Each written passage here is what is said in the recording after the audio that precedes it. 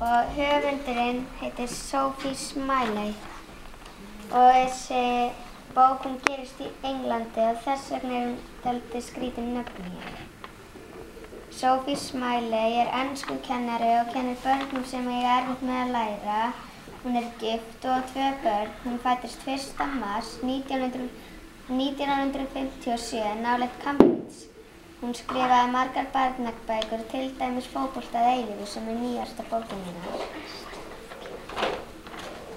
Fótbolta að eilífu. Og það myndskreytt af Mikael Forman. Hérna aftan á stendur, fjölskyldan mín með fótboltadellu. Ég fæddist með mikið rautt hár og þá sem pabbi hástöfum. Áfram rauðir, hann dáir Manchester United. Ef við Bobbi vorum óþekk, blés mamma í flautu og sýndi rauðaspjaldið. Hún var alltaf að reka okkur út af.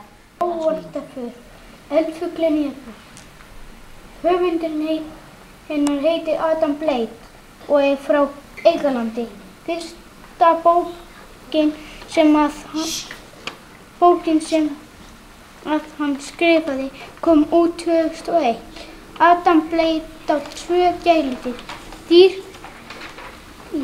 Tarantúlu sem heitir Siggi og apa sem heitir Ómar. Á bókarkápunni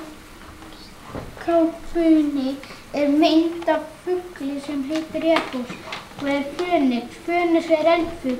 Á myndinni líka Tom sem 12 ára strákur og að aðalsöguhetjan í bókin. Bókin ensk en það búin að þýða hana á íslensku og hún afsalega skemmtileg.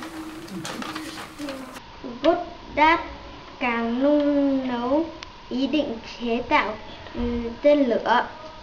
Sử dụng thuốc súng có lẽ không an toàn lắm. Nếu dùng thử nhiên liệu mạnh hơn thuốc súng, tên lửa sẽ bay lên vũ trụ được. Suy luận của giáo sư rất chính xác. Tốt, vậy chúng ta sẽ thử dụng nhiên liệu đốt nóng làm từ tinh thể lỏng.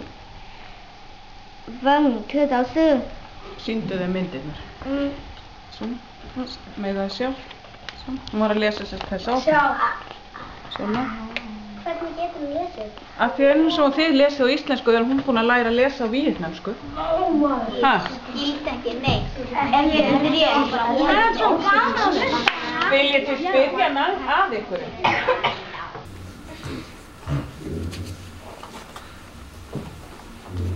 Harðindi.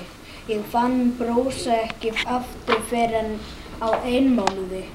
1 mánuður gamalt mánaðarheiti. Hann byrjar sent í mars og stendur þangað til harpa byrjar og sumardaginn 1. en það sent í apríl eins og þið vitið öll. Þetta var sem sagt í 1 mánuði og ég var ein í kofanum mínum því að Kolfinna mín dó veturinn. Það var laugardagur og ég brá mér á skíði.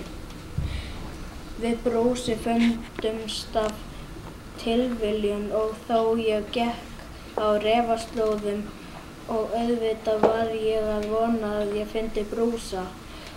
Og ég gekk út í kerrið, skáhallt upp hlíðina. Það var mikill snjór norðangur og talsvert frost.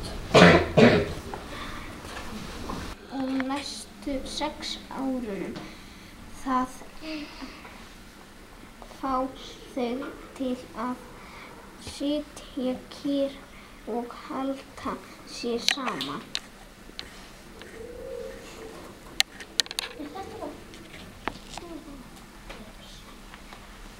Já, þú ert með spurningu.